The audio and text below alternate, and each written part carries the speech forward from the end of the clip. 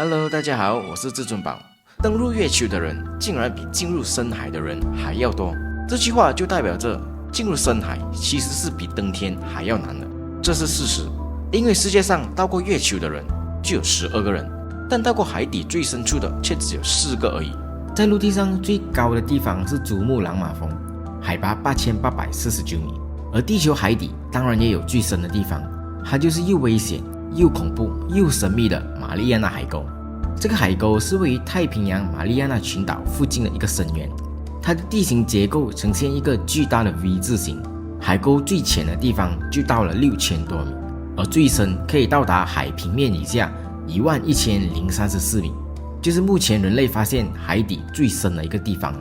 换句话说，就算我们把全世界最高的珠穆朗玛峰放进去，它也不会露出海面了。在这片神秘的区域里，它的恐怖是远远超过我们人类的想象。因为在这个海底最深处，它的水压是非常的高。就在2023年6月，一艘美国的深海潜水器泰坦号载着5个人在前往参观泰坦尼克号的残骸1个小时45分后失去联络。当时他们已经潜入了3000多米的这个深度，相信强大的水压已经把他们连人带潜水器的压得粉身碎骨。可是这里就有一个问题，为什么我们人类会被水压被压扁，而深海里的鱼不会被压扁呢？这个等下我会解释到。马里亚纳海沟这里黑暗到几乎看不到任何的一丝的光线，所以这里绝对是世界上最恐怖的地方之一。而且以正常逻辑来讲，这么深的这个海底应该是没有任何生命的气息的。可是这并不是我们想象的那样，因为自从人类1875年发现这个海沟以来，这个充满未知的世界也开始逐渐被我们人类所揭开。所以今天我就带大家潜入这个目前世界上最深的地方11034米的海底。大家一定要看到最后，因为我会送出电子书给9位粉丝。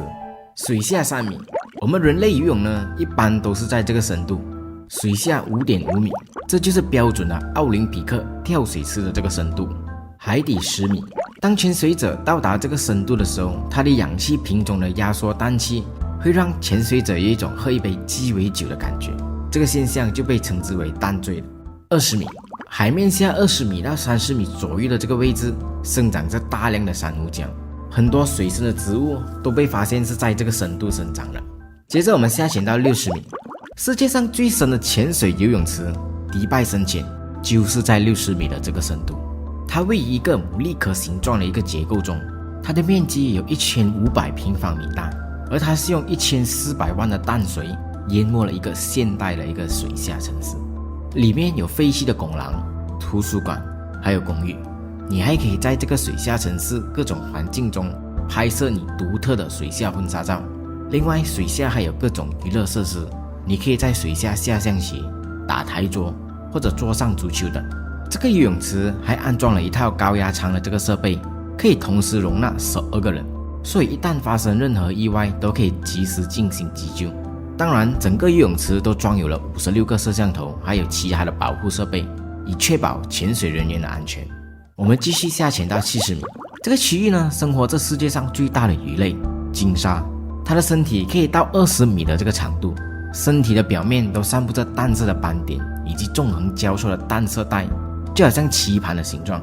鲸鲨背部的皮肤厚度可以达到10厘米，就好像有一种橡胶的质感，它是可以拿来抵抗捕食者的攻击的。它们也可以通过缩紧背部的肌肉，使它的皮肤更加的坚韧，而它们主要是以大量的浮游生物和小型鱼类为食的。再稍微往下至93米的这个地方，这就是发现英国邮轮鲁西塔尼亚号残骸的这个水深位置。而有趣的是这个鲁西塔尼亚号的船身就达到了240米，所以换句话说，它沉没的深度是比它的船身还要浅。如果这艘船是站立在海上，船身就会露出水面。接着我们下潜到100米，人类深度潜水的这个极限是在100米左右。世界上有很多极限潜水的这个比赛项目的。一个法国男子阿诺杰拉德就在2023年7月在巴哈马，在没有氧气筒、蛙鞋和泳镜，没有任何辅助装备的情况下，徒手潜入海底122米。他再次打破了世界纪录，他只用了1分钟45秒潜入最深的地方然后再用1分钟49秒返回水面，整个过程只花了3分钟34秒。现年27岁的阿诺一共打破了8次的世界纪录，他每一次的纪录都会突破1米的深度，海底130米。这个绝对是全世界最特别的一个婚礼。这个婚礼是在泰国举办的一个水下婚礼，新郎和新娘穿着礼服，2个人加买他们的神父潜到130米的这个深度来举行这个世界婚礼，绝对是非常的特别，永生难忘。接着我们下潜到200米，这个深度以下就被称为深海，因为可以进入到这个深度的光线是不足以进行光合作用的，所以基本上是没有什么绿色植物的。而有海龙王之称的黄带鱼就是生活在这个区域。黄带鱼是属于肉食性的鱼类，它性情凶猛，而且还有同类自相残杀的行为。它们一般情况下体长为3米，可是人类发现世界上最长的这个黄带鱼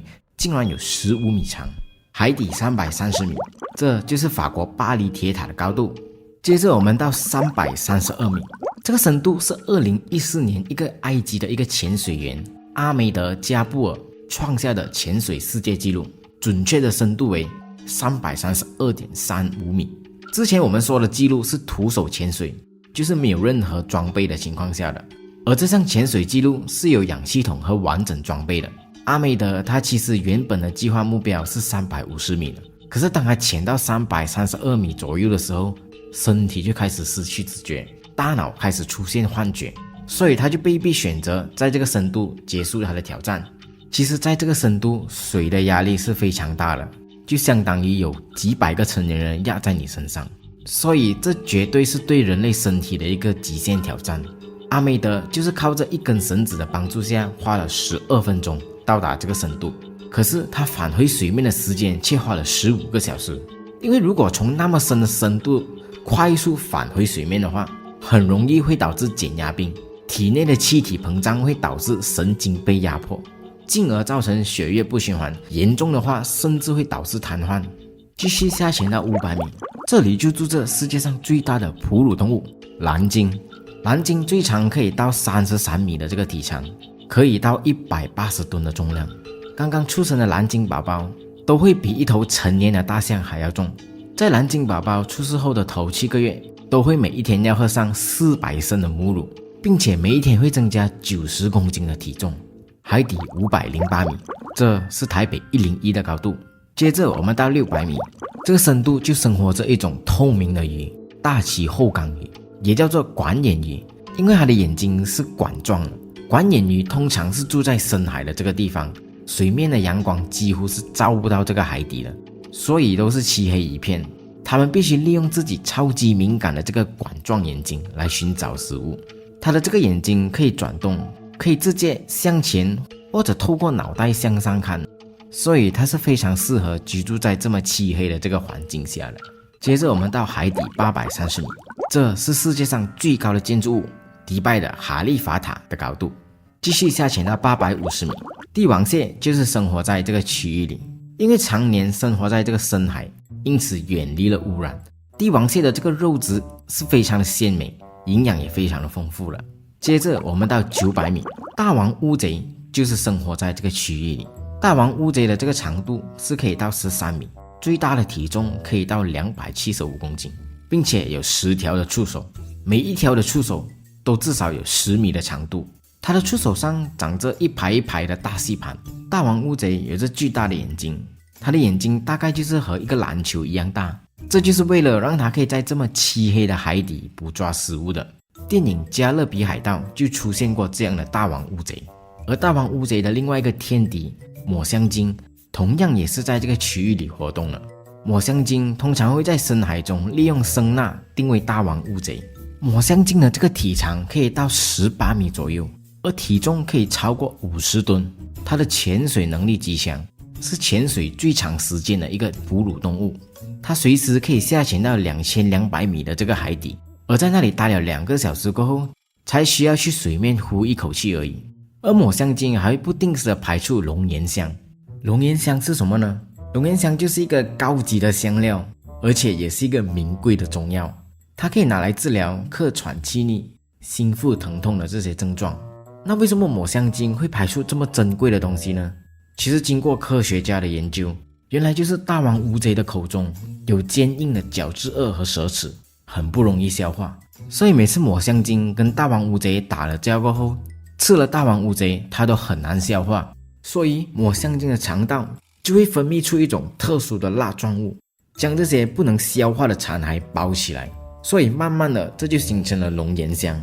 继续下潜到1000米，这里我们就到达了半深海带。这个区域呢，一点阳光都没有，完全是漆黑的。但是这里就生活着外形非常恐怖的安康鱼，它一般的体长可以在20到30厘米左右，而最大的安康鱼是可以到120厘米的。它的头部上面有一个突出的发光小灯笼。其实深海中有很多鱼都是有趋光性的，它们就是利用自己发光的这个小灯笼来进行捕食的。这个区域还生长着最大的海龟棱皮龟，而棱皮龟背面没有很硬的龟壳，而是柔软的革质皮肤。它的体长可以到达3米左右，体重800到900公斤。它们主要是以鱼、虾、水母等为食物。它的嘴里是没有牙齿，但是它的食道内壁具有锐利的角质皮刺，可以拿来磨碎它的食物。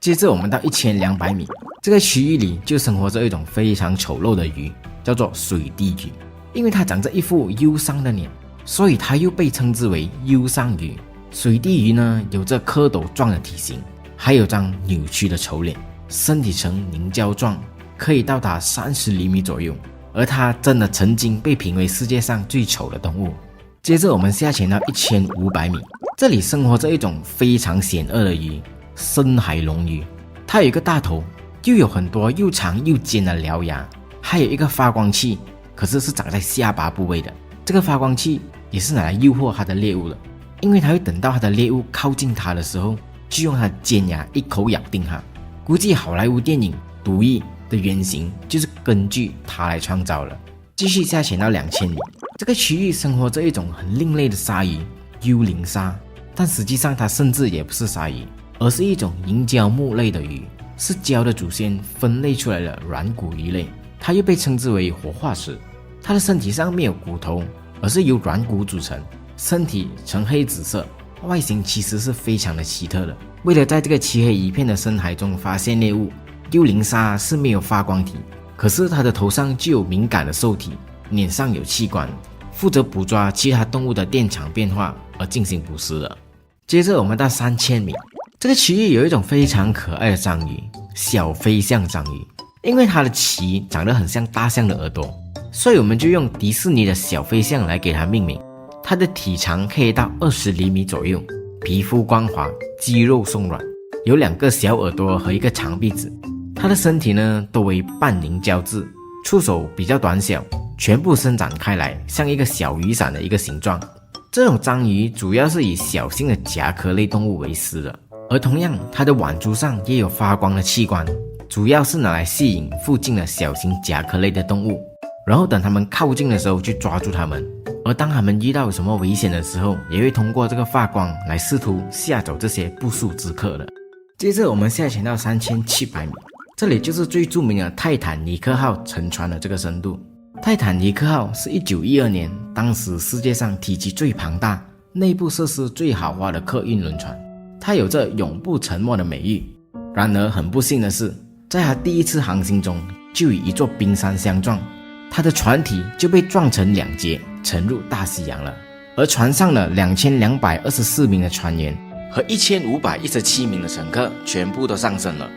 泰坦尼克号沉没的这个事故是死伤人数最为惨重的一次海难。泰坦尼克号的残骸是在1985年才被人们再度发现的。其实到现在这么多年过去了，泰坦尼克号的残骸都没有被打捞上来，其实是因为以现在的科技水平来讲，想要在3000米以下打捞这么庞大的沉船其实是非常困难。不过泰坦尼克号现在已经被登记为水下文化遗产，其实是不被允许打捞的。而导演詹姆斯·卡梅隆为了拍摄电影，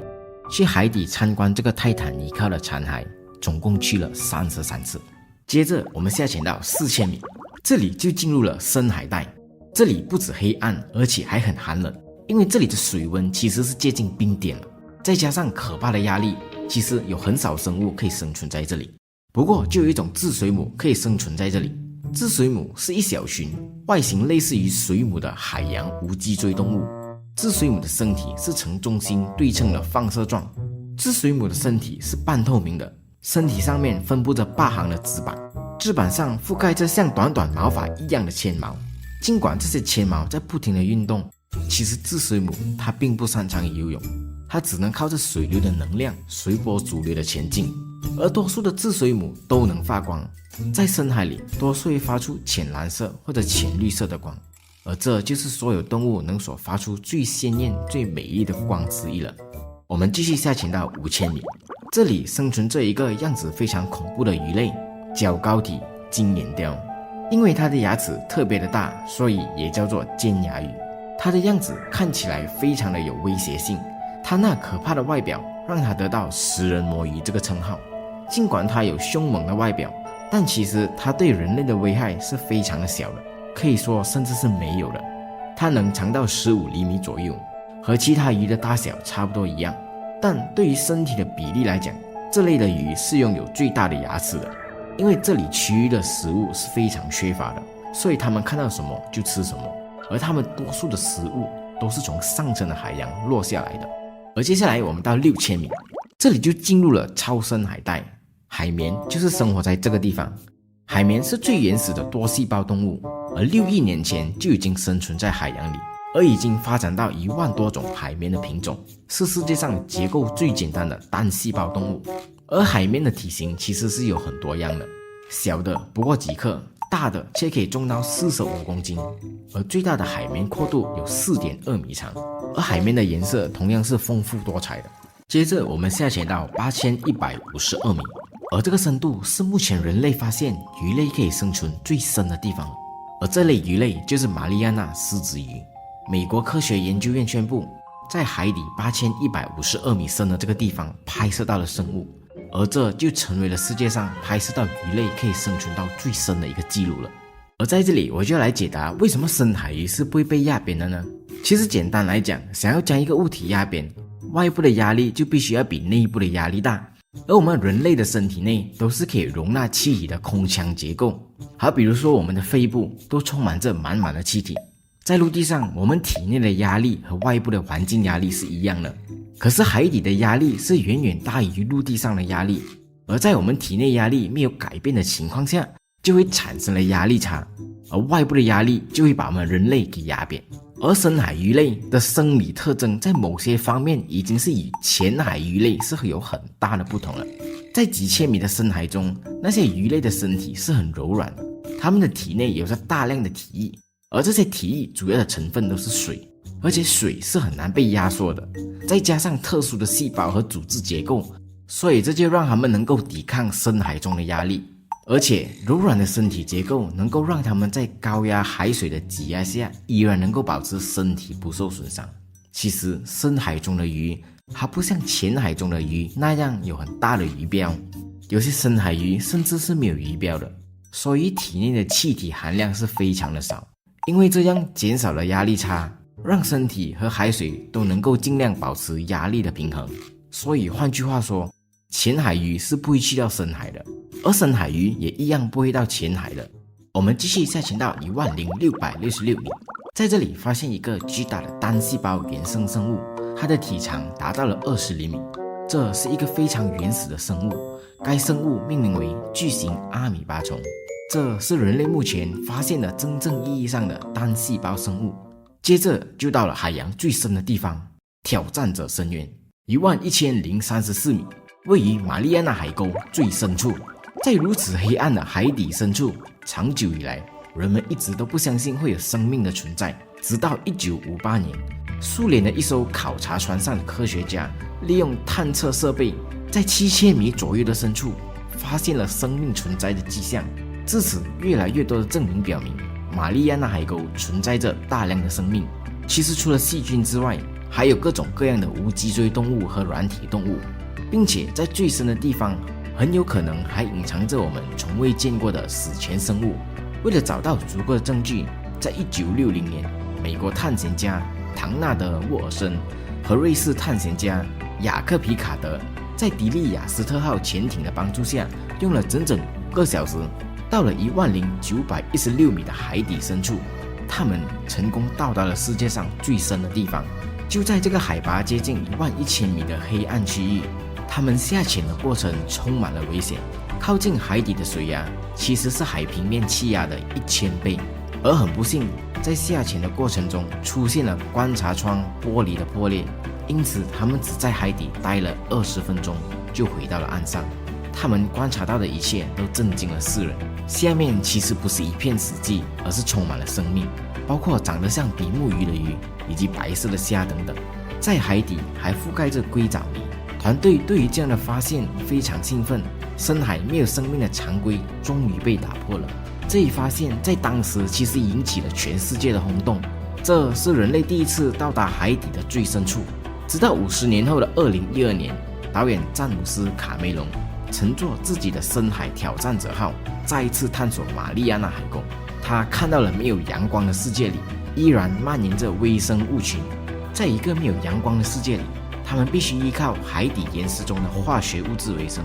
进行化学合成，然后产生能量。这其实就相当于深海中的光合作用。2019年4月和5月，海底探险家维克多·维斯科沃连续2次就到达了这个深度，但是他什么都没有发现，只看见了一个塑料袋。其实在人类已经探明的海底之中，这个海沟是最深，同时这也是地球上的最深点。那么这条海沟的底部还能往下吗？其实这条海沟的底部已经不能向下了，因为下面已经是海底的沉积层了，已经到底了。那么是不是到地心了呢？其实不是，还差得远呢。我们先来看一看地球的结构。按照目前人类对于地球的认知，地球的内部是分几层的，而每一层的名称都各不相同。从地表到地心，依次是地壳、地幔和地核，而这个结构其实是和鸡蛋很像的。首先说说地壳，地壳是地球的固体外壳，类似于鸡蛋壳。地壳的平均厚度有17000米，高山平原会厚一些，海底则会薄一些。那么薄能薄到什么程度呢？平均厚度也有6000米。然后是地幔的部分，地幔类似于鸡蛋的蛋清，厚度接近2900千米。最后是地核，类似于鸡蛋黄，地核的半径大概相当于地球半径的1/3。人类为了探索地心的秘密，早在上世纪，苏联就开始挖了最深的井——克拉超深钻孔。从1970年就开始挖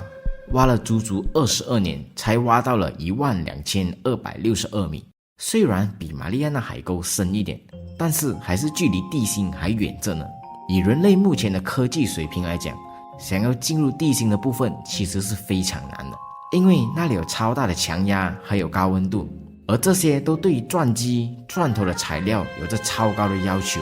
即使是马里亚纳海沟，中国的蛟龙号成功下潜到7000米，刷新了人造潜入潜水的最深纪录，而海斗号无人潜水器最深下潜到10767米，距离马里亚纳海沟的最深处还有段距离。